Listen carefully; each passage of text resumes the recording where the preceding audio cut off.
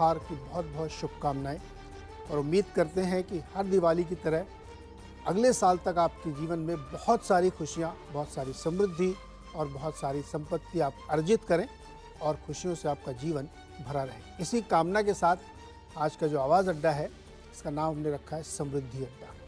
हमारे मेहमान हमारे लिए वो गिफ्ट लेके आएंगे जो आपके जीवन में आपको वेल्थ क्रिएट करने में, समृद्धि लाने में मदद करेंगे। हर हफ्ते हम लोग बातचीत करते हैं, तरह तरह के इश्यूज़ पर डिस्कशन करते हैं। तो आज हमने सोचा कि डिस्कशन कम होगा, डायरेक्ट एक्शन होगा। क्या खरीदना है, किसको अपने पोर्टफोलियो में शामिल करना है जिससे हम बेहतर कर सकें और अपनी समृद्धि को बढ़ा सकें। तो बातचीत करने के पहले आपको परिचय करा दें। हमारे साथ जो मेहमान हैं, अभय अग्रवाल जी हैं, पाइपर्स एरिका के फाउंडर। अभय जी बहुत बहुत स्वागत और दिवाली की धन्यवाद, ढेरों शुभकामनाएं आपको भी और आपके सारे दर्शकों को। आपने बहुत सारी शॉपिंग भी कर ली है ना। अरुण मल्होत्रा जी हमारे साथ हैं, कैप ग्रो कैपिटल के पार्टनर। अरुण सर बहुत बहुत स्वागत और बहुत शुभकामनाएं आपको भी। धन्यवाद आपके सब दर्शकों को और धनतेरस और दिवाली की सबको बहुत बहुत शुभकामनाएं। सुदीप बंदोपाध्याय सर हैं, किसी परिचय की ज़रूरत नहीं है, ज़बरदस्त मार्केट एक्सपर्ट और स्टॉक पिकर। सुदीप सर बहुत शुभकामनाएं दिवाली की और उम्मीद करते हैं आज हमारे दर्शकों को आप बढ़िया मल्टीबैगर स्टॉक्स बताने वाले हैं। नीरज जी, दीपावली की हार्दिक शुभकामनाएं आपको और सीएनबीसी के सारे एम्प्लॉइज को और दर्शकों को भी मेरी तरफ से जी। और प्रकाश दीवान जी जो आधे समय तक विदेशों में रहते हैं तो उनका एक्सपीरियंस बहुत बड़ा हो जाता है, लंदन और पता नहीं कहाँ कहाँ घूमते रहते हैं, तो उस सब के निचोड़ से हमें बढ़िया स्टॉक पिकिंग आज कराएंगे। अभय सर, प्रकाश सर बहुत बहुत शुक्रिया और हमारे साथ जुड़ने के लिए, और दिवाली की बहुत शुभकामनाएं आपको और आपके परिवार को। आप सबको भी नीरज भाई, थैंक यू। तो अभय जी, मैंने ये सोचा कि आज बहुत ज़्यादा ज्ञान के बजाय उस ज्ञान के उपयोग पर बातचीत की जाए, है ना। स्टॉक्स पे बात की जाए, क्या लेना है इस पे बात की जाए, क्योंकि जब भी हम लोग अड्डा करके निकलते थे ना तो फोन आता था, भाई इतनी सब चर्चा के बाद करना क्या है। हाँ। ये इतना यक्ष प्रश्न है ना कि इससे मैं हमेशा मन निरुत्तरित हो, मैं क्या बताऊँ क्या करना है। तो आज सिर्फ क्या करना है इस पर बातचीत होगी। शुरू करें? बिल्कुल। अभय जी शुरू करेंगे, अरुण जी? अरुण जी नहीं, आप दोनों को सीनियर हैं, दोनों को मैं बख्श देता हूँ। मैं सुदीप सर से शुरू करता हूँ। सुदीप सर, क्या करना है इस मौके पर? वो आपके जो भी खजाने साहब हमारे लिए ढूंढ के लाए, उसमें पहला वो नायाब हीरा क्या है? देखिए, आज धनतेरस का दिन है नीरज भाई, तो मैं धनतेरस के साथ कुछ जुड़ा हुआ एक शेयर का जिक्र करना चाहता हूँ। गोल्ड ज्वेलरी, इस सेगमेंट में बहुत एक्साइटमेंट है। टाइटान की तो बात हम सब लोग करते हैं और सब जानते हैं। जिस कंपनी का मैं जिक्र कर रहा हूँ वो भी अपने अच्छा कामकाज कर रहे हैं। लिस्टिंग के बाद से अच्छा खासा प्रोग्रेस हुआ है। कल्याण ज्वेलरी, इस शेयर का मैं जिक्र करना चाहूंगा। देखिए, ऑपरेशनली बहुत अच्छा काम किया है इन्होंने।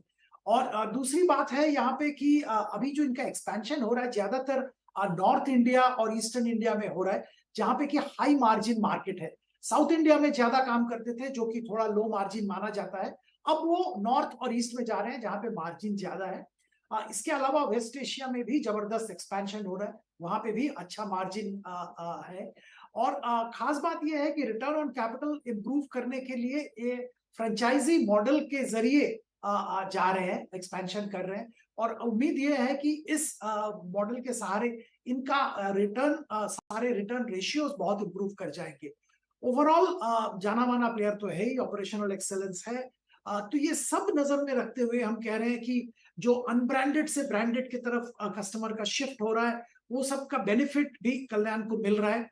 कंपटीशन है, पर इसके बावजूद ये सारे जो ब्रांडेड ज्वेलरी प्लेयर है अच्छा काम कर रहे हैं और करेंगे भी। तो with consumption theme keeping in mind, Dhanteras keeping in mind, Kalyan jewellery खरीदने की हम निवेशक को सलाह दे रहे हैं। यहाँ पे 400 रुपए का टारगेट रख के 1 साल के लिए खरीदारी करने की रिक्वेस्ट कर रहे हैं निवेशक। आपने खरीदा? सुना नहीं, मेरी वाइफ पूरा कंप्लीट कर लेती है वो काम, तो मुझे मौका ही नहीं मिलता है। सुदीप सर, आज हमने बहुत सारे लोगों से बातचीत की। इस पूरे फेस्टिव सीजन में हम लोग बातचीत कर रहे थे, दुकानों पे लाइन लगी हुई है और एक जगह तो मुझे ये भी देखने को मिला कि कैश काउंटर पे क्यों बना हुआ है। मतलब सोने खरीदने के लिए क्यों लगी हुई है कि भाई मेरा बिल ले लो आप। अब इस तरीके की डिमांड इस फेस्टिव सीजन में, और कॉइन्स नहीं बिक रहे ज़्यादा, ज्वेलरी बिक रही है। मैरिज सीजन भी आ रहा है तो उसके चक्कर में ये मोटे मोटे कड़े नीरज जी भाई, जी सुदीप सर। नीरज भाई देखिए, हम लोग इक्विटी मार्केट वाले हैं, सारा दिन इक्विटी का बात करते हैं, पर गोल्ड का बात अगर करें तो आप देखिए 20% रिटर्न पिछले धनतेरस में 50,000 था, आज 60,000 है। तो 20% रिटर्न तो ये एसेट क्लास दे चुका है। तो हम लोग शेयर की बात करते हैं, पर गोल्ड खरीदना कोई बुरा नहीं है। तो हमारे माँ जो करती थी या जो बीवी जो करते हैं, तो पता नहीं कौन सा सही है, हम सही कर रहे हैं वो सही कर रहे हैं। ऐसा कहा जाता है कि एक एक कितना 10 ग्राम सोना औसत घरों के रेगुलर खर्चे के लिए पर्याप्त होता है 50-60 हज़ार रुपये। तो वो प्राइस पिछले 100 सालों से बना हुआ है, आज भी वैसे ही है। और ये बात सही कह रहे हैं, पिछले 9 साल का अगर आप रिटर्न देखें उसने इक्विटी को बीट किया है। कितनी बुराई आप कर लें, लास्ट 9 ईयर का रिटर्न इक्विटी से ज़्यादा गोल्ड में आया है। तो ये एक बढ़िया पिक आपके लिए कल्याण ज्वेलर्स। और इनका बिजनेस मॉडल है कि जितने स्टोर आप खोलेंगे उतना ज़्यादा आपकी टॉप लाइन एक्सपेंड होगी, क्योंकि सोना खरीदने के लिए आदमी को एक आउटलेट चाहिए, जो ये एक्सपेंड कर रहे हैं। तो ये बढ़िया पहला पिक आया कि टाइटन तो सब जानते हैं, लेकिन उस स्टॉक के लिए जहाँ पे ग्रोथ की अपार संभावनाएं, अभी इनके लिए ग्रोथ का पूरा रास्ता खुला हुआ है। अब मल्होत्रा जी कुछ तो बताइए ना सर, क्या करना है? आई थिंक हमारे हिसाब से मेरा तो एक पर्सनल फेवरेट है फाइनेंशियल सेक्टर। आज के दिन पे लोग गाड़ियां खरीद रहे हैं। अभय जी ने एक नई गाड़ी खरीदी है, अभय जी ने नई एक गाड़ी खरीदी है, लोग गोल्ड खरीद रहे हैं। ये पैसे का अल्टीमेटली फ्लो कहाँ जा रहा है? बैंकों के पास जा रहा है, और बड़े बड़े बैंकों के पास जा रहा है, और वो चीप होते जा रहे हैं। ग्रोथ आ रहा है, वैल्यूएशन पे चीप है, ग्रोथ है। और नॉर्मली ये बैंकिंग फाइनेंशियल सेक्टर ना सिर्फ एक ही कंसर्न रहता है कि जो आपने पैसा दिया वो आप कलेक्ट कर पाएंगे कि नहीं कर पाएंगे, एनपीए साइकिल। और मुझे लगता है कि पूरा सिस्टम डीलेवरेज्ड है, तो अभी एनपीए साइकिल काफी दूर है।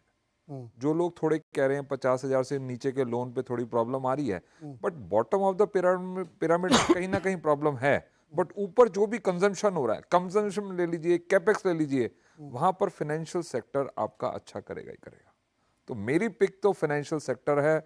2-3 साल से लार्ज कैप बैंक्स बिल्कुल मूव नहीं हुए हैं, ग्रोथ जबरदस्त आ रहा है, और कंसर्न कोई भी नहीं है एसेट बुक में, एसेट क्वालिटी में। तो आपको आंख मीच के चुपचाप खरीदारी करनी चाहिए। Banking sector, large cap, private या सरकारी? सरकारी काफी रन अप हो चुके हैं, मेरा प्रेफरेंस प्राइवेट सेक्टर में रहेगा।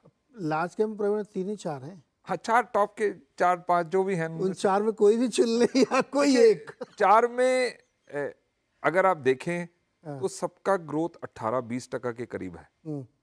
कोई 2.3 है, कोई 2.5 है, कोई 2.1 बुक होगा, उतना ही फर्क है। जिसकी जो प्रेफरेंस है, मैं तो कहूंगा जिसका जहां बैंक अकाउंट है वो वाला बैंक खरीद लो। ले भाई, और लाइफ आसान हो गई। लाइफ आसान हो गई आपकी। 4 टॉप बैंक है, बताने की जरूरत नहीं, सबको मालूम है ना? ICICI bank, axis bank, HDFC, Kotak. अब इन 4 में जहां आपका अकाउंट है वो वाला स्टॉक आपके लिए पिक। हाँ जी। या आप बहुत में एसबीआई एक ऐसा हाथी है जो इतना लार्ज बैंक होते हुए भी, लार्जेस्ट बैंक होते हुए भी, still has the ability and the capability because of the technology which they have implemented, grow करता रहेगा आगे जाके। 5वां एक और ऑप्शन। तो भाई आप बहुत ज़्यादा अगर आप दिमाग लड़ा रहे हैं तो फिर बुक वैल्यू वगैरह देख लीजिएगा, नहीं तो जहाँ पे आपका अकाउंट है टॉप बैंक्स में आप फोकस कर सकते हैं। नाम हमने आपके सामने ले दिए, जो आपको उसमें अच्छा लगे वो। प्रकाश सर, आपकी तरफ से क्या आने वाला है पहला गिफ्ट? नीरज भाई देखिए, ये जो साल गया ना, इसमें एक चीज हम सब लोग सीखे हैं कि पीएसयू स्टॉक्स को, सरकारी ओनरशिप वाले बिजनेसेस को आप नजरअंदाज बिल्कुल नहीं कर सकते। बोलबाला ये था कि हर चीज प्राइवेट सेक्टर, आईटी में, ऑटो में, इसमें उसमें चलेगी, लेकिन चली क्या है? पीएसयू चले। और उसमें भी आप देखिए पीएसयू अक्रॉस द बोर्ड चले, ये नहीं कि सिर्फ डिफेंस चला है या सिर्फ पावर चला है। आप कोई भी चीज पीएसयू के ले लीजिए, चलिए रेलवे में देखिए, एनर्जी साइड में देख लीजिए, हाइड्रोकार्बन सेक्टर के, इंफ्रास्ट्रक्चर, हर जगह। तो मैंने भी एक चीज ऐसी चुनी कि मैंने कहा सरकार सबसे बड़ी ओनरशिप वाली जो चीजें संभाल के रखी है, और आगे चल के बिजनेस कंटिन्यूटी को देखते हुए जिस हिसाब से माहौल बन रहा है, पहली पिक मेरी है इंडियन ऑयल। अब आप बोलेंगे इंडियन ऑयल तो सबको पता है, इसमें नई चीज क्या, मसाले वाली कोई चीज नहीं है। लेकिन जो असली जो समृद्धि का जो सार कहाँ से निकल रहा है कि हाल में इन्होंने जो रिजल्ट्स डिक्लेयर किए उसमें मार्केटिंग मार्जिन भी ठीक ठाक आए, जो उम्मीद नहीं थी, क्योंकि इन्होंने तेल के भाव, कच्चा तेल बढ़ता रहा लेकिन बढ़ा नहीं पाए थे। फिर भी मार्केटिंग मार्जिन में मार इतना नहीं पड़ा, रिफाइनिंग मार्जिन इतने अच्छे आए, और जो कैपेसिटी इन्होंने यूज की है उससे 17,000 करोड़ का क्वार्टरली प्रॉफिट बना लिया। अब आप इसको देखिए, अगर ये क्वार्टरली रन रेट यही रहा तो साल के एंड तक 50,000 करोड़ तक का मुनाफा बन सकता है। और मार्केट कैप आपको क्या मिल रही है आज, मैंने आज का तो देखा नहीं क्लोजिंग के हिसाब से, बट रफली ये 1,35,000 करोड़ के करीब होगी। तो आपको ये चीज 3 के पी से भी नीचे मिल रही है। और यही ऐसा बिजनेस किसी को और सेट करना हो, हाँ मैं भूल गया, डिविडेंड आपको एक और आ गया 5% डिविडेंड, 90-95 रुपए पे डिविडेंड आ गया, तो वो उसकी यील्ड आप देख लीजिए, 6 महीने में आ जाएगा आपको ये। सो ये सब देखते हुए मुझे लग रहा है कि अभी भी हमारे यहाँ पीएसयू में जो एसेट रीसेट हुआ है, एसेट रिवैल्यूएशन हुआ है, या जिसकी शुरुआत हुई है, वो कुछ कंपनीज में बाकी रह गया है, और उनमें से एक कंपनी है। तो कुछ करे बिना इसको लेके लॉन्ग टर्म में पकड़ के रखना है। इस टाइप का एसेट आपको बनाने में बहुत मेहनत लग सकती है, समय लग सकता है, और लागत लग सकती है। वो आज आपको बहुत सस्ते में मिल रहा है, तो कहीं ना कहीं ये रीसेट होगा तो अच्छा खासा अपसाइड इसमें भी आ सकता है। ये बड़ी अच्छी बात की प्रकाश जी ने। इंडियन ऑयल को रिप्लेस करना बड़ा मुश्किल है, इतने ज़्यादा इनके पास एसेट्स हैं और इतने मैसिव हैं और इतना कैपेक्स इन्होंने किया और रोज़ करते रहते हैं। खैर ये लोग आज की तारीख में अगर आप देखें तो स्क्रीमिंग वैल्यूएशंस में है तीनों OMCs, इतनी सस्ती है जिसका कोई जवाब नहीं है कि आप जाएंगे तो आंख बंद करके आप इसको देखेंगे तो इतने सस्ते आपको दिखेंगे।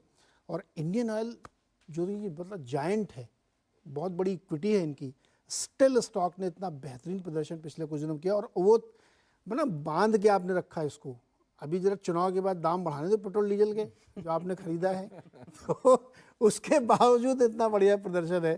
तो इंडियन ऑयल तो नो डाउट बहुत ही सस्ते वैल्यूएशंस पे तीनों OMCs अवेलेबल, लेकिन वो IOC। अच्छा, इसमें EV का भी एक बहुत बड़ा प्ले है, पावर चार्जिंग का भी बहुत बड़ा प्ले है, एल्युमिनियम के थ्रू EV बैटरी का भी एक प्लांट ये डाल रहे हैं, और न जाने क्या क्या कर रहे हैं, मतलब बहुत लंबी लिस्ट है इनकी। तो इंडियन ऑयल एक बेहतरीन पिक आपके लिए हो सकती है अगर आप निवेश करना चाहते हैं। टारगेट भी आपके सामने दे दी प्रकाशन ने, ये बहुत ही अच्छी एक पिक है। अब बताइए, जो खरीदा उसी पे जाएंगे या कुछ और? नहीं, उससे रिलेटेड नीरज जी काफ़ी समय से 2-3 महीने से जब से लिस्टिंग हुई हम बात कर रहे हैं। एक तो पहले जो भी स्टॉक्स की बात मैं बात कर रहा हूँ वो बाय रिकमेंडेशंस नहीं है, चर्चा कर रहे हैं हम जो दर्शकों के लिए।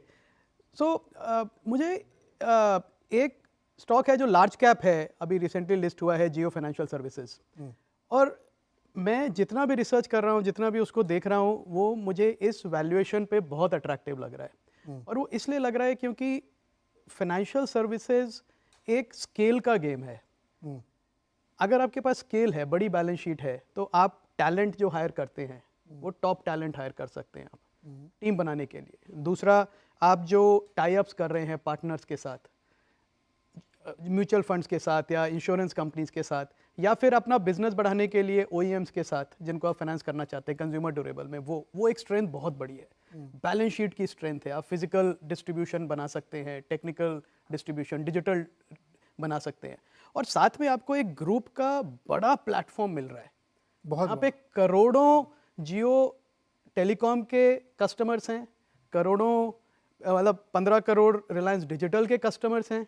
तो आप लिटरली उनको इमीडिएटली ऑन कर सकते हैं। और NBFC के थ्रू ये बिजनेस करना भी आसान है। और 1.25 लाख करोड़ की मार्केट कैप है, जो रिलायंस का ट्रेजरी स्टॉक भी है, जिसको कुछ लोग, मुझे समझ में आता क्यों उसको वो पूरा वैल्यू नहीं देते हैं एज बुक वैल्यू। मेरे हिसाब से तो वो बुक वैल्यू है, क्योंकि उसके अगेंस्ट 5.5-6% पे, अभी जैसे रिलायंस ने बोरो किया 7.49% पे, तो उस स्टॉक के सामने भी वो बोरो कर सकते हैं। उस cost of capital literally bank के साथ मैच करती है वो। तो इतनी single digit cost of capital पे आप लेंडिंग करें, लेंडिंग के प्रोसेसेस आपके बहुत बड़े दिग्गज बैंकर्स बना रहे हैं, तो आपकी जो लॉस रेशियो है, क्रेडिट कॉस्ट है, वो भी कम है, और आप स्केल अप कर रहे हैं using technology, price drive down कर रहे हैं। तो मुझे लगता है ये स्टॉक जो कि अभी करीब मेरे कैलकुलेशन से 1.5 टाइम बुक वैल्यू पे चल रहा है, अगले साल इसी समय जब हम अगले संवत में डिस्कशन करेंगे, मुझे लगता है ये बहुत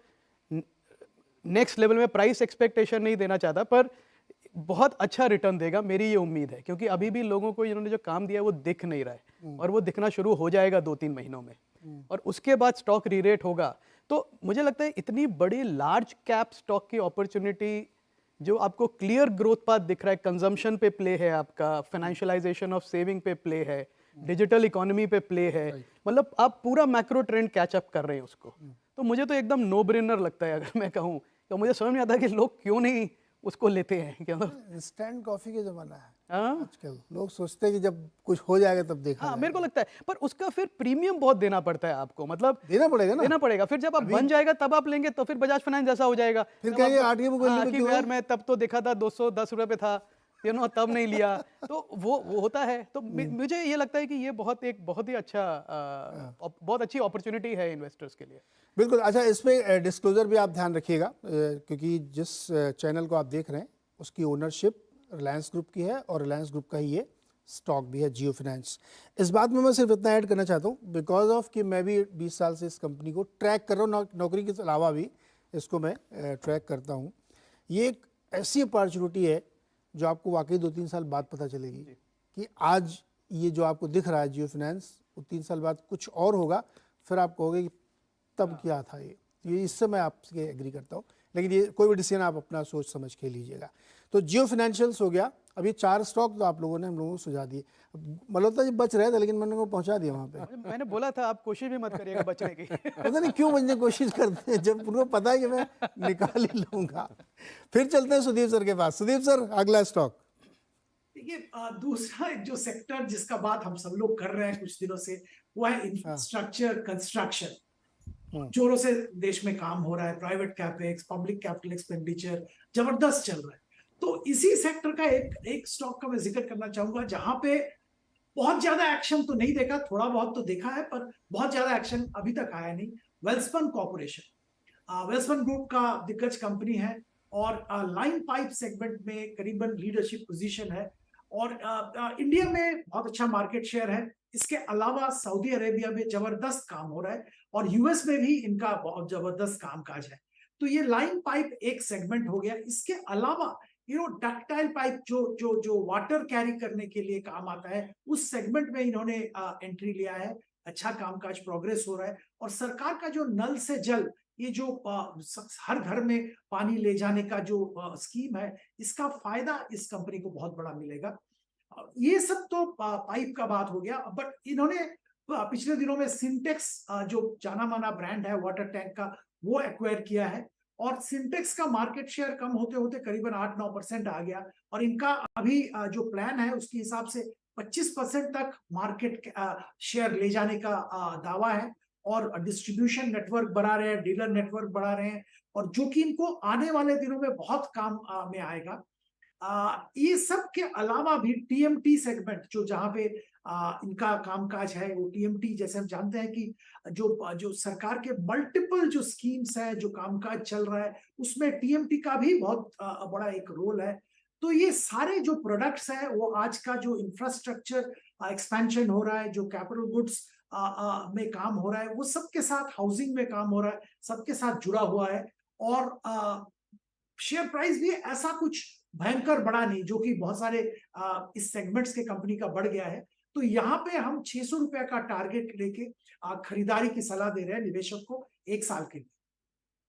इंटरेस्टिंग प्ले। इसमें थोड़ी सी रिसर्च मेरी है कि जितनी भी प्रकार की पाइप कंपनी, चाहे वो मेटल पाइप की हो या प्लास्टिक पाइप की हो, आप किसी भी कंपनी को उठा के देख लीजिए, सबकी ग्रोथ आपको बहुत ही रोबस्ट दिखेगी, क्योंकि इंडिया में ये काम बहुत हो रहा है। इस सेगमेंट में बहुत सारी कंपनीज हैं और वेलस्पन कॉर्प, नो डाउट इनकी बहुत सारी खबरें आती रहती हैं कि विदेशों से कि कितने 1000 टन का ये सबको ऑर्डर इनको मिलता रहता है। तो वेलस्पन कॉर्प एक और बेहतरीन पिक आपके लिए जो अपने पोर्टफोलियो में आप शामिल कर सकते हैं। प्रकाश सर, आपका अगला स्टॉक।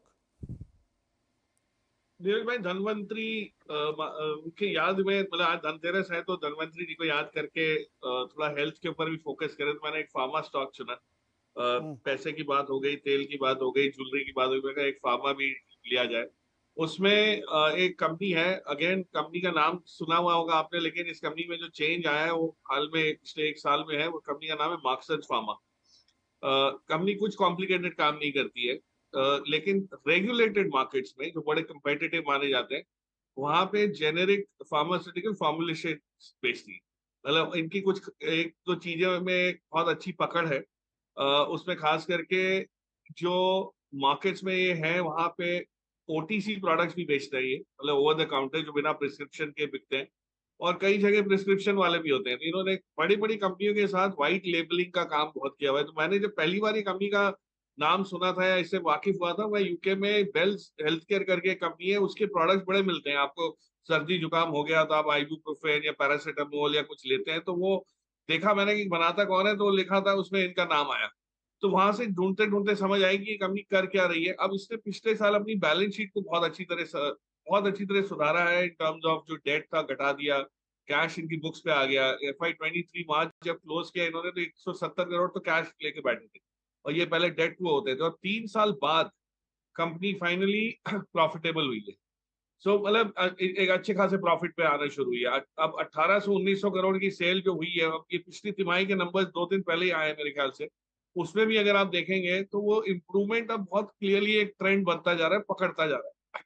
सो इनके जो पाइपलाइन है, जो अप्रूवल्स इनके पास ऑलरेडी है, और इन्होंने टेवा फार्म करके कंपनी ली है जिसका गोवा में यूनिट है, ये R&D में बहुत स्पेंड कर रहे हैं। और जो जो पाइपलाइन में इनके प्रोडक्ट्स हैं वो जैसे जैसे मोनेटाइज होते जाएंगे, इसमें कोई कॉम्प्लिकेटेड चीज भी नहीं है। जैसे हम समझते रहते हैं लुपिन को, सिप्ला को, सन को कहीं ना कहीं दिक्कतें आती रहती हैं, ये होता है, इनके पास ऐसा कोई प्रॉब्लम वाला एरिया नहीं है। मार्केट छोटा है नो डाउट, लेकिन ये अच्छी तरह उसका वो कर सकते हैं। सो मुझे ये समझ आ रही है कि यहाँ से अगर आप देखो, मतलब मार्केट कैप भी देख लीजिए या इसके रिटर्न रेशियोज देख लीजिए, तो हर उस पे पहलू पे ये खरा उतरने की उसमें दिख रही है, गुंजाइश दिख रही है। और इसके बाद जो ग्रोथ है अच्छी स्ट्रॉन्ग बैलेंस शीट को लेके, ये एक्विजिशन को लेके, मुझे लगता है कि ये कंपनी में बहुत बढ़िया है, जिसको हम कहते हैं ऑपरेटिंग लेवरेज की। 100 रुपए की सेल बढ़ेगी तो आपका 25 रुपए प्रॉफिट होता था, वो अब 200 जब सेल हो जाएगी तो ये 25 का 50 नहीं होगा, ये 55 होगा।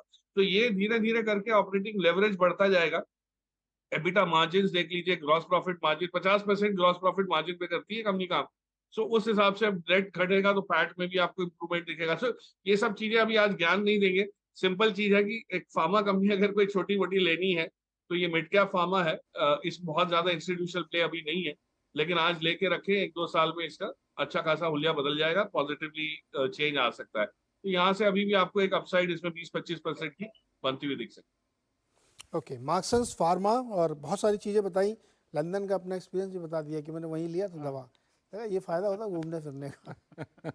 आपको भी फार्मा पसंद है क्या? हाँ, फार्मा में, हाँ जी बिल्कुल, मैं प्रकाश जी की बात से एकदम सहमत हूँ। आई थिंक फार्मा में अपॉर्चुनिटीज़ जैसे उन्होंने बताया mid cap small cap space में भी है। मुझे लगता है लार्ज कैप स्पेस में भी इंडियन फार्मा कंपनीज ने पिछले 4-5 साल से कोई परफॉर्मेंस नहीं दिखाई है। एक टाइम पे था ये सेक्टर बहुत फेवरेट सेक्टर होता था एनालिस्ट का, इन्वेस्टर्स का, पर अंडर परफॉर्मेंस की वजह से क्योंकि रिटर्न नहीं होता तो लोगों का फिर नज़रिया भी बदल जाता है, फिर नैरेटिव नए बन जाते हैं कि भाई कुछ रिटर्न नहीं है, मल्टीपल गिर रहा है तो गिरता ही रहेगा।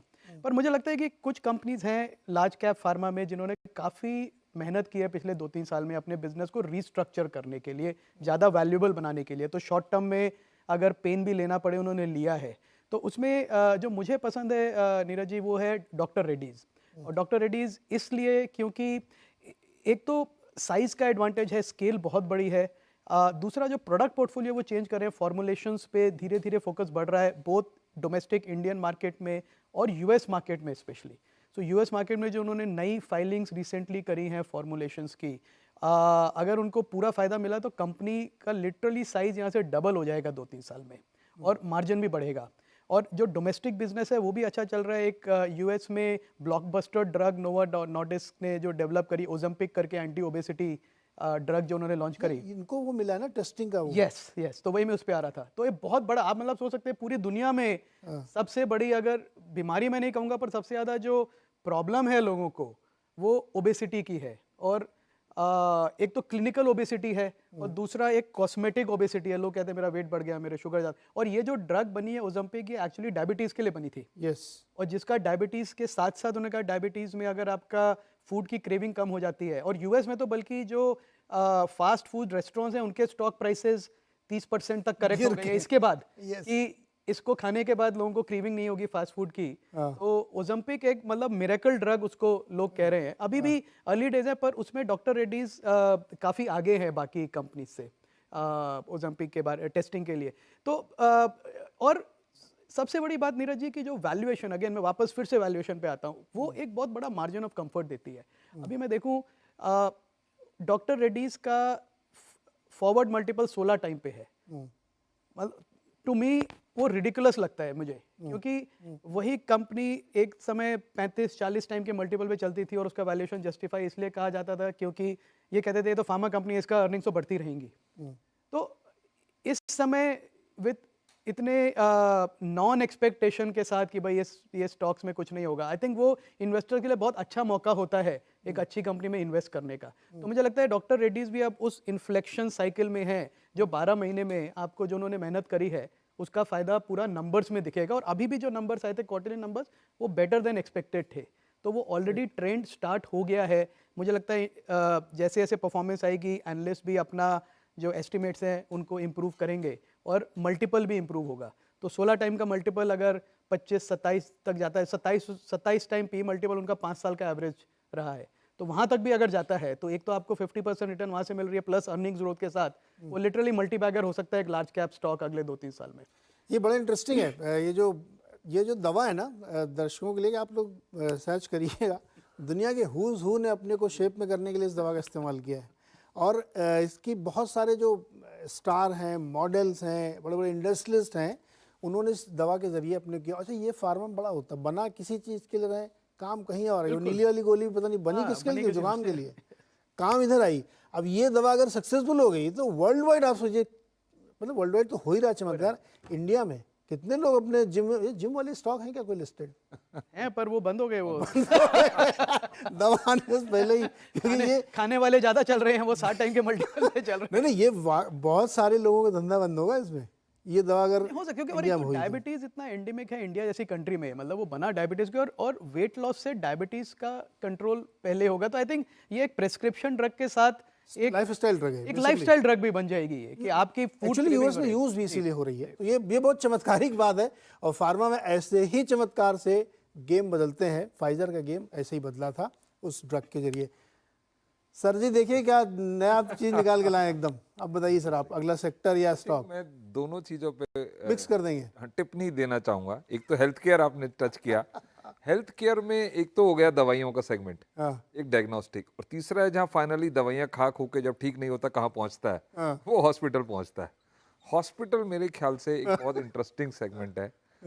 अगर आप देखें, हम होटल जाते हैं तो एवरेज रूम रेंट होगा कहीं 10,000, 12,000, 15,000, और आप गेस कर सकते हैं हॉस्पिटल में क्या होता है, एनीवेयर बिटवीन 40 से लेके 55,000 का एवरेज डे का। तो वो इंक्रीज होता जा रहा है।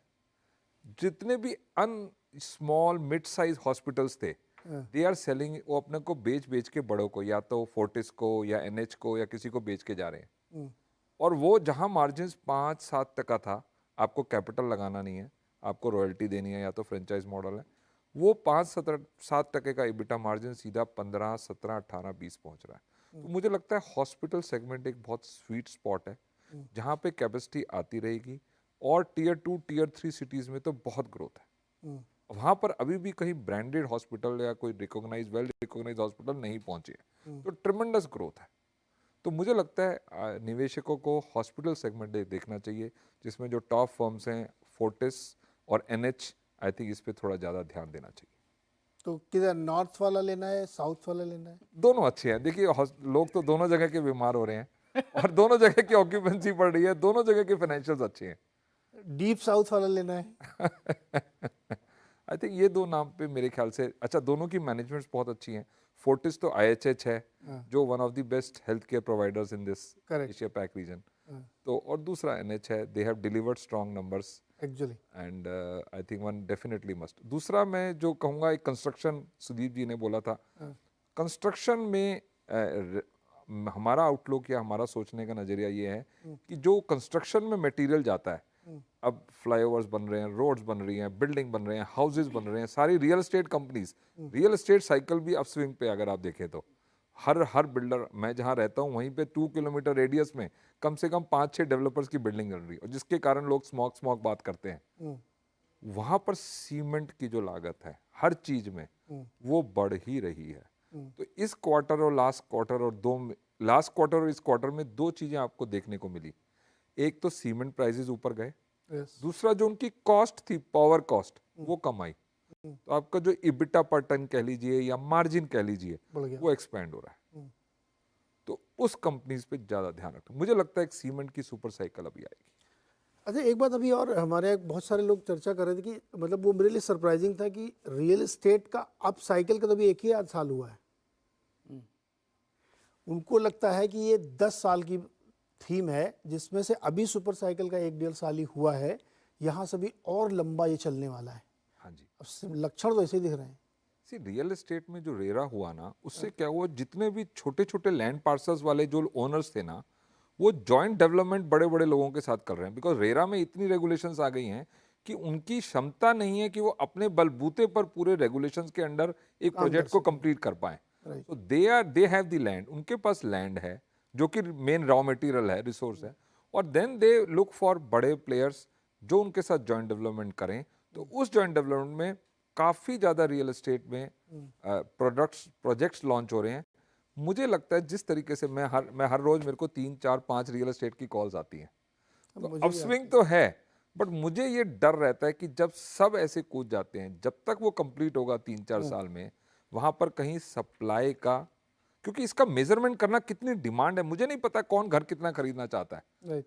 हम तो एक जीडीपी का मल्टीपल ले लेते हैं, तो उसकी डिमांड एसेस करना बड़ा मुश्किल है, बट सप्लाई बहुत इजी है, और मुझे लगता है सप्लाई थोड़ा ज्यादा हो रहा है इस वक्त।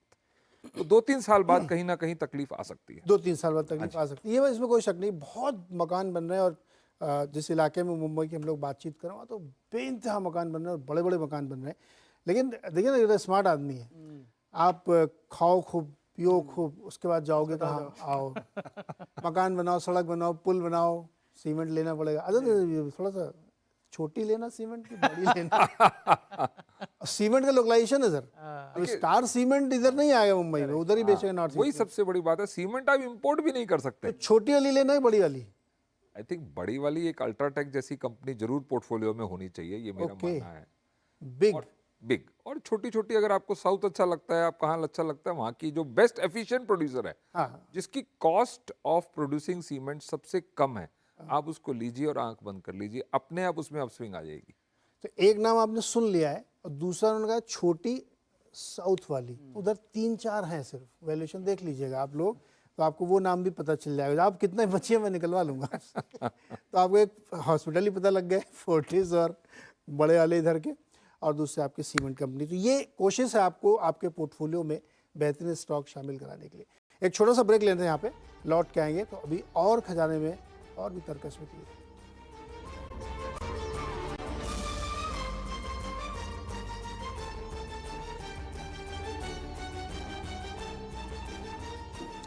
स्वागत है एक बार फिर से आपका समृद्धि के अड्डा में, और आज इस अड्डा में आपको सीधे सीधे डायरेक्ट एक्शन वाली चीज़ें बताई जा रही हैं कि अपने पोर्टफोलियो में आप कौन सा स्टॉक शामिल कर सकते हैं जिससे अगले दिवाली तक या उससे भी आगे तक के लिए आपको बढ़िया रिटर्न मिल सके। तो अब तक हमने लगभग 8 या 9 स्टॉक पे चर्चा की है।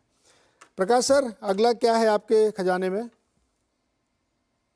भाई, दिवाली का टाइम है, रॉकेट तो लगाएंगे, आप कहीं ना कहीं छोड़ेंगे, तो डिफेंस और स्पेस को कैसे इग्नोर कर सकते हैं। तो एक कंपनी मैंने ऐसी चुनी है जो ना सिर्फ डिफेंस और स्पेस में है, एरोस्पेस में है, डिफेंस में है, न्यूक्लियर पावर में है, और कुछ साधारण बिजनेस जो शुगर मशीनरी और ये सब बनाने में भी है।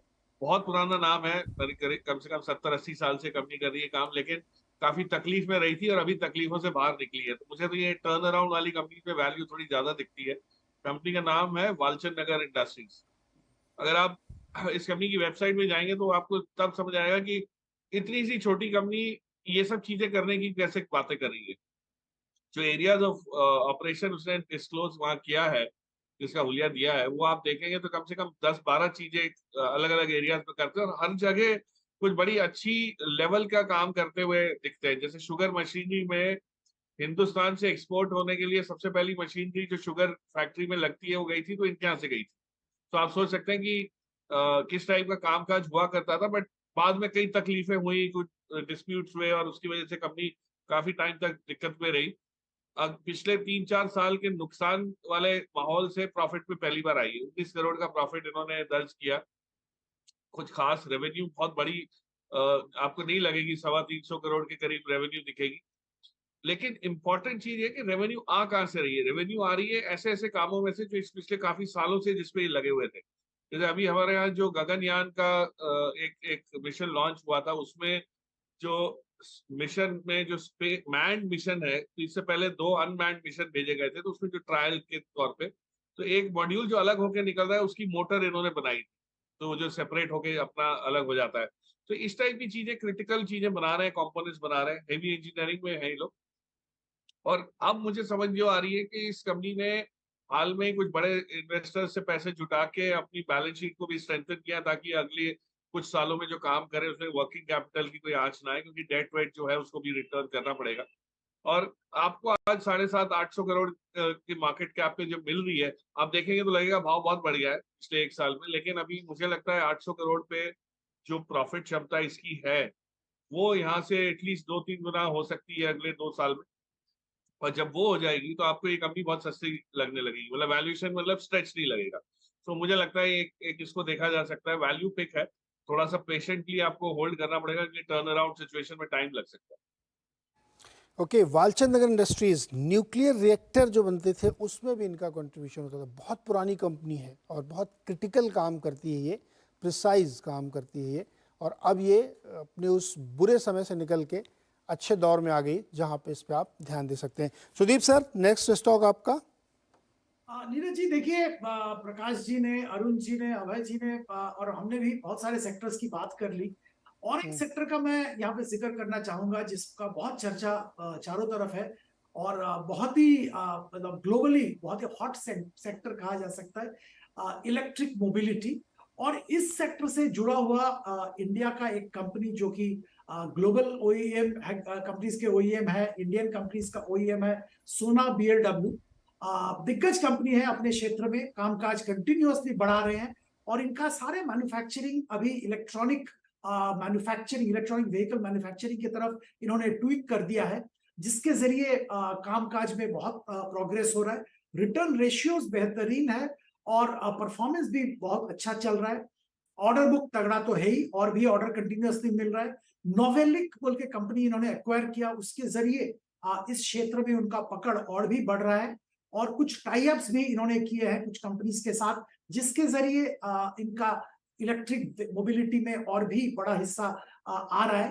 तो ओवरऑल अगर आप इंटायर ऑटोमोबाइल लैंडस्केप देखेंगे, जहां पे ट्रांजिशन हो रहा है, आईसी से ईवी पे तरफ ट्रांजिशन हो रहा है, और ये ट्रांजिशन में कौन सा ऑटोमोबाइल कंपनी चैंपियन बनेगा, कौन सा ऑटोमोबाइल कंपनी नंबर 1 सामने उभर के आएगा, ये बताना बहुत मुश्किल है। हम लोग गेस कर सकते हैं, पर एक चीज तो सही है कि जो कंपोनेंट मैन्युफैक्चरर्स है उनके लिए ये ट्रांजिशन ऑलरेडी हो रहा है, और आने वाले दिनों में वो एक अच्छी जगह पे पहुंच रहे हैं, जिसके जरिए जो कोई भी ऑटोमोबाइल क्षेत्र में चैंपियन बने, सप्लायर तो ये लोग ही रहेंगे। तो उसी में से एक कंपनी सोना बीएलडब्ल्यू, यहाँ पे मैं 700 रुपए का टारगेट रख के खरीदारी की निवेशक को सलाह दे रहा हूँ।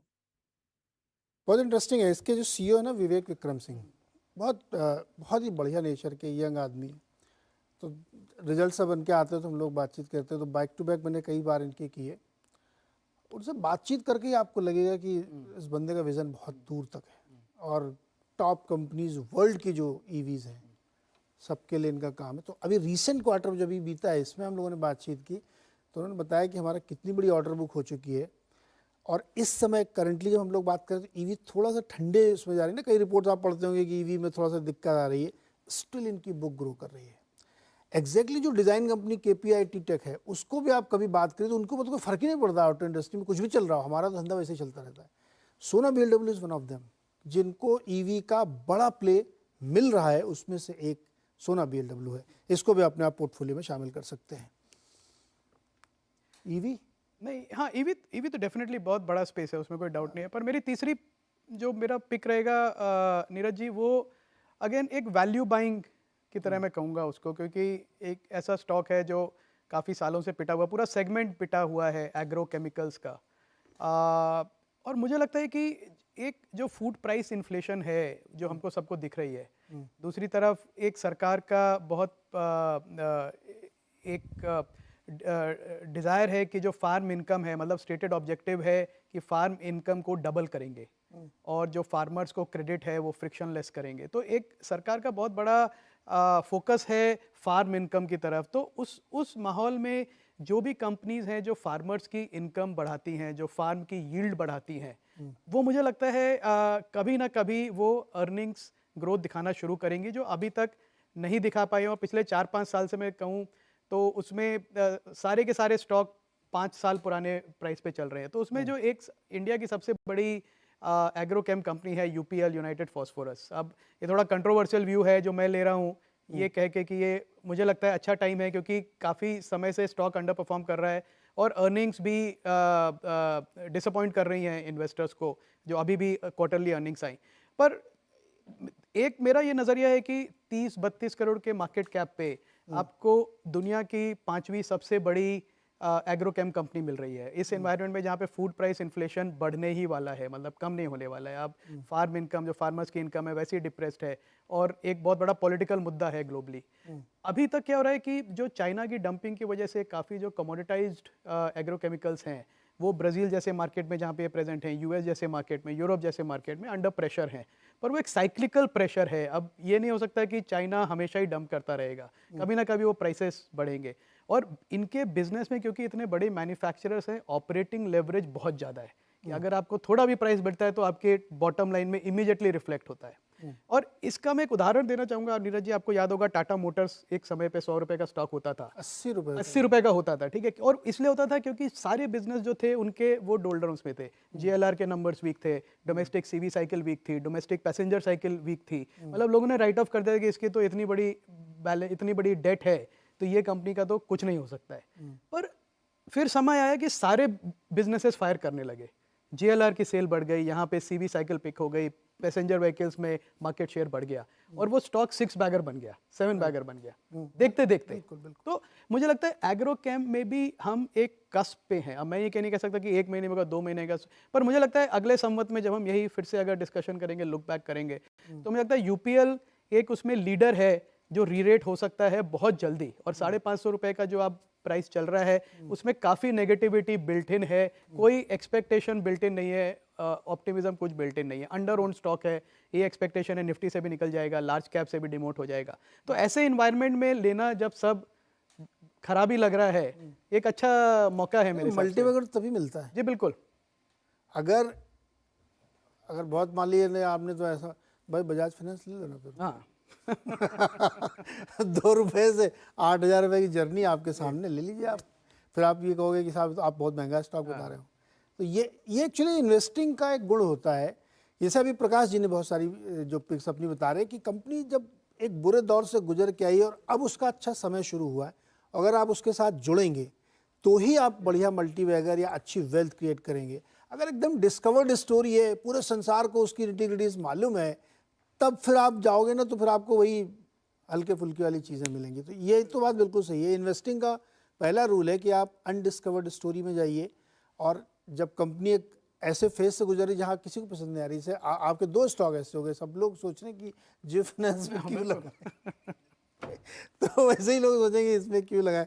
तो इसलिए यूपीएल की जो एक स्टोरी है, इसमें यह है कि बहुत सारे उनके पास करेंसी का भी प्रॉब्लम होती है, ग्लोबल कंपनी है वो, तो उसका अच्छा इंडेक्स की कंपनी इतने सस्ते मिल रही, ये भी बड़ी बात है। ये भी बड़ी बात है। आई थिंक वो इंडेक्स का मल्टीपल बहुत ही जूसी, मुझे लगता है 30-32 हज़ार करोड़ की वैल्यूएशन पे आपको दुनिया की नंबर 5 एग्रोकेम कंपनी मिल रही है। वो इसलिए मिल रही है क्योंकि हर बिजनेस में, जैसे आपने कहा ब्राजील के बिजनेस में प्रॉब्लम है, करेंसी रिस्क है, डेट है, पर वो सारी चीज़ें रिजॉल्व भी होती है। वो मैनेजमेंट घर पे ये तो नहीं सोच के बैठा है कि भाई छोड़ दिया आपने, वो भी लगे हुए काम पे लगे हुए हैं। तो थोड़ा उनको बैक करें, ट्रस्ट करें। हर बिजनेस एक साइकिल से जाता है, हमने देखा है। अब टाटा मोटर का आपको उदाहरण दिया 2 साल पहले, 2 साल पहले, बिल्कुल। अभी मैंने क्वेरी भी आई थी 80 रुपये का, उसके बाद था हमने ये कब था भाई बोला अभी था, ये 2020 में ही था जी, 80 रुपये का। कोविड के टाइम में मुझे याद है उसका जो DVR था 33 रुपये पे बिकता था, 33-40 रुपये पे। और आज आप देखिए कहाँ खड़ा है टाटा मोटर्स, और अभी भी वही डेट भी है, ग्लोबल रिस्क भी है, चाइना में मंदी चले तो उसका भी रिस्क है, बिल्कुल, लेकिन फिर भी टाटा मोटर्स वहाँ है। तो ये आपको देखना पड़ेगा सर। खुद बता देंगे कि हाँ, या मैं पूछूं? ठीक है, आप ले लो, फिर एक ट्राई मार लो आप।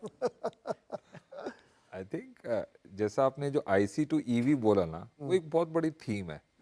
उसको डाइसेक्ट करना अभी मेरे ख्याल से हम लोगों के लिए बड़ा मुश्किल है। करेक्ट, कौन अल्टीमेट विनर होगा, कौन सा सेगमेंट विनर होगा। बट एक आई थिंक बैटरीज मुझे लगता है एक उस पर ध्यान देना चाहिए। हमारे यहाँ दो बड़े प्लेयर्स हैं, अमर राजा और एक्साइड। अमर राजा जो एक बड़ी कैपेसिटी एक्सपेंशन कर रहा है ना, मतलब वो x से 4x के करीब जा रहा है अगले 3 साल में। एंड मेरे को लगता है उनका जो पास्ट ट्रैक रिकॉर्ड है, उसमें जो एग्जीक्यूशन उनकी कैपेबिलिटीज है, दैट इज इमेंस। और वो टेक्नोलॉजी के साथ I think they are implementing the latest technology, and there probability जो हम कहते हैं उनके सक्सेस की बहुत ज़्यादा है। उसको निवेशकों को ध्यान देना चाहिए उस कंपनी को। डायरेक्ट बताया एकदम, कोई रिस्क नहीं। अमर राजा बैटरीज, अबे समझ गए कि बस ये कोई गुंजाइश नहीं, टाइम ही वेस्ट होगा। नीरज जी डिस्क्लेमर डालना चाहता हूँ कि हमारे पोर्टफोलियो में हो सकता है या नहीं हो सकता, बिल्कुल, बट इसमें ये कोई स्टॉक रिकमेंडेशन नहीं है। ये एक थीम पर वर्क करने के लिए निवेशकों को ऐसे सोचना चाहिए और ऐसे इन्वेस्टिंग करनी चाहिए। एग्जैक्टली। जहाँ भी जितने हम लोग डिस्कस कर रहे हैं, ये सारे आइडियाज़ हैं आपके लिए कि आप इसको पढ़ें, देखें, समझें। बहुत जैसे ये बात एक्चुअली मेरे को नहीं मालूम थी अमर राजा की, इतना बड़ा एक्सपेंशन वहाँ पे और इतनी बड़ी चीज़ें हो रही हैं कि ईवी में एकदम गेम चेंजर है। गेम चेंजर है। और अमर राजा की वैसे हिस्ट्री रही है कि वो कुछ समय तक एक लल पीरियड में जाते हैं, फिर बहुत बड़ा एक धमाका करते हैं। और उनका डोमेस्टिक बिजनेस तो स्टेबल है ही है ना। अब ये तो माने कि चलिए ना, अभी भी ऐसा नहीं है कि एकदम सारे ईवी इलेक्ट्रॉनिक गाड़ियां आ रही हैं, अभी भी ऐसी बिकी रही हैं। और वहां पर तो वो स्टेबल बिजनेस है, वो तो ओईएम के साथ उनका है ही है, प्लस रिप्लेसमेंट मार्केट भी है। तो वहां तो वो स्टेबल बिजनेस है, वो तो अर्निंग ड्राइव करेगा ही करेगा। और अगर ये जो नेक्स्ट लेग ऑफ ग्रोथ इतना बड़ा हो सकता है कि कंपनी का जो टोटल नक्शा है वो 3-4 साल में आपको टोटली डिफरेंट दिखेगा। ओके, और एक बता दीजिए। और अगर कहूँ बोनस पे हाँ, बोनस। तो अगेन हम बात कर रहे थे जैसे पहले सीएसबी बैंक, मुझे लगता है कि एक अच्छा स्मॉल बैंक्स में जो कंप्लीट मैनेजमेंट चेंज के थ्रू इन्वेस्ट कर रहा है अपने फ्यूचर में, वैल्यूएशन अभी भी अट्रैक्टिव है, करीब 1.5 टाइम बुक वैल्यू पे। जो उसके नियर टर्म नंबर्स हैं उसमें कॉस्ट टू इनकम रेशियो थोड़ा बढ़ा हुआ है। वो इसलिए कि प्रलय मंडल जो सीईओ हैं, एमडी हैं बैंक के, वो हर बार यही कह रहे हैं कि हम फ्यूचर के लिए इन्वेस्ट कर रहे हैं, तो अभी हमारी कॉस्ट बढ़ी हुई है, तो आप अभी की प्रॉफिटेबिलिटी पे मत ध्यान दीजिए, पर जैसे जैसे हम रिटेल में अपने प्रोडक्ट्स बढ़ाते जाएंगे तो वो अर्निंग्स आपको दिखेंगी, और वो दिख भी रही हैं। आई थिंक उसके जो अर्ली प्रूफ है वो आ रहा है। और सीएसबी बैंक आपने पढ़ा भी होगा कि जो आईडीबीआई बैंक का ऑक्शन हो रहा है, तो एलआईसी, उसमें दो बड़े नाम जो है कोटक बैंक और सीएसबी बैंक। और सीएसबी बैंक का जो सबसे बड़ा शेयर होल्डर है वो फेयरफैक्स है, जो कैनेडियन प्रेम वत्सा की कंपनी है। तो आई थिंक ये एक बैंक है जो अपनी ट्रैजेक्टरी सडनली चेंज कर सकता है अगले 1-2 साल में। और यहाँ पे भी एक बहुत बड़ी अपॉर्चुनिटी है कि वैल्यूएशन मल्टीपल जो 1.5 टाइम से बढ़ के 2 से 2.5 टाइम हो जाए और अर्निंग्स भी ग्रो करें। तो अगेन एक मल्टी बैगर बन सकता है। बहुत अच्छा मैनेजमेंट है, टॉप क्लास मैनेजमेंट है, उसमें कोई डाउट नहीं है। शेयर होल्डर्स बहुत सपोर्टिव हैं इसके, फेयरफैक्स के। तो आई थिंक ये एक ऐसा बैंक है जो अपनी ट्रैजेक्टरी सडनली चेंज कर सकता है 4-5 क्वार्टर में। ओके, तो ये आपके सामने इतने सारे स्टॉक्स पे डिस्कशन हुआ, इस पे आप ध्यान दे सकते हैं। एक वैसे मेरे मन में एक सवाल आ रहा है, मुझे 30 सेकंड में जवाब चाहिए, 30 second only, quick fire. Sudeep sir आपसे 100 बैगर अगर ढूंढना हो, चले सर जो 110, 50 जिसकी जो मर्जी हो, मतलब एक मल्टी बैगर ढूंढना हो तो वो एक क्या चीज़ है? वो पेशेंस हो सकती है, वो बिजनेस हो सकता है, वो प्रमोटर हो सकता है, क्या आप सब देखना चाहेंगे? आप जब मल्टी बैगर ढूंढते हैं तो क्या सबसे एक चीज़ जो देखते हैं 30 सेकंड में sir? Promoter quality, track record. Promoter quality and track record. Prakash sir आप क्या देखते हैं? बिजनेस मॉडल का जो टाइमिंग है ना, कि वो जो चीज लेके मार्केट में आए वो सही समय है कि नहीं, वो सबसे ज्यादा मेरे हिसाब से सक्सेस फैक्टर रहता है। क्या परफेक्ट बात कही। आप क्या देखते हैं? ये मैं देखता हूँ कि एक तो मार्केट अपॉर्चुनिटी होनी चाहिए, अभी कुछ एकदम चेंज हो रहा है मार्केट में बड़ा, और ये जो कंपनी है इसका प्रमोटर में कैपेबिलिटी भी है और एम्बिशन भी है उसको कैप्चर करने का, वहां पे आपको 100 बैगर मिलता है। और इसका क्लासिक एग्जांपल है सिम्फनी, जो आपको कूलर की कंपनी थी, छोटी सी कंपनी थी, पर सडनली फाउंडर को एक इतना बड़ा स्पेस उन्होंने खुद बना दिया और आ गए उसमें कि वो कंपनी 100 बैगर बन गई। तो वो जो मैच होता है, एक बड़ी मार्केट अपॉर्चुनिटी सडनली इमर्ज होती है। अभी हम ऐसे ईवी की बात करें और अलग अलग नहीं, और उसमें एक फाउंडर है जो उसमें एग्जीक्यूशन कैपेबिलिटी है और एम्बिशन है बड़ी कंपनी बनाने का। ये दो चीज़ें जब मिल जाती हैं तो बनता है 100 बैगर। यस सर, आप बहुत रिसर्च करते हैं बहुत सारे सेक्टर में, आप बताइए कैसे ढूंढते हैं आप? मैं ये मान के चलता हूँ कि मल्होत्रा जी का संतोष नहीं होता जब तक 3-4 गुना वाला स्टॉक ना मिले, राइट? तो उनको वहाँ नीरज जी, हम ना वो जो कबाड़ी वाला, हमारे नॉर्थ में कबाड़ी वाले की एक मेंटेलिटी होती है, वो क्या करता है, वो ढूंढता रहता है, कूड़े में से 10 गुना निकालता है। तो मेरी वो मेंटेलिटी है कि हम कूड़े को ध्यान से देखते हैं और कूड़े में देखते हैं कि हम इतना कूड़ा इकट्ठा देखते हैं, उसको एनालाइज करते हैं और उसमें से 1-2 चीज ऐसी निकलती है जो हमारा 5 रुपए का स्टील की वायर लेते हैं, हम बेचते हैं उसको 30 रुपए या 40 रुपए में। क्या बात है। तो डिस्ट्रेस कंपनीज, या तो ब्लड ऑन द स्ट्रीट हो, ब्लड इन द सेक्टर हो, या डिस्ट्रेस हो, बट सिर्फ एक ही हमारा फोकस रहता है कि ये कंपनी सरवाइव करनी चाहिए। जैसा अभी अभय जी ने टाटा मोटर कहा, टाटा मोटर डीवीआर में बिल्कुल क्लियर था, सबको पता था सरवाइव करेगी। आज वो, अच्छा, आपका गैप भी 60% बढ़ गया था डीवीआर और मेन कंपनी में, वो गैप भी रिड्यूस हुआ, सीवी साइकिल भी आप आई, आपका यूके मार्केट भी ठीक हुई, वहां से आपका वो स्टॉक जो 50-55 पे खुद टाटा मैनेजमेंट खरीद रही थी, वो आज 9 टाइम हो गया 3-4 साल। इस सब का निचोड़ ये है कि आपकी पारखी नज़र होनी चाहिए, और उस पारखी नज़र को क्या देखना है कि गुड क्वालिटी मैनेजमेंट, टाइम सही होना चाहिए जिस समय वो बिजनेस लेके आए, जो प्रकाश जी कह रहे हैं, और उनको मिला के वो स्केल अप कर सके। अगर ये है मल्टी बैगर का फार्मूला, और ये जो इतनी सारी चर्चा यहाँ पे हुई है, इसमें से भी आप ढूंढिए कि ये चारों पैमाने पे कहाँ कौन सा स्टॉक फिट हो रहा है, तो डेफिनेटली आपको मल्टी बैगर मिलेगा। ज़्यादातर हम लोग पोस्टमार्टम में पाते हैं कि ये मल्टी बैगर था, लेकिन कोशिश करते रहना चाहिए, क्योंकि हमेशा आपको अपॉर्चुनिटीज़ रहती है, केवल देखने की ज़रूरत होती है। इसी के साथ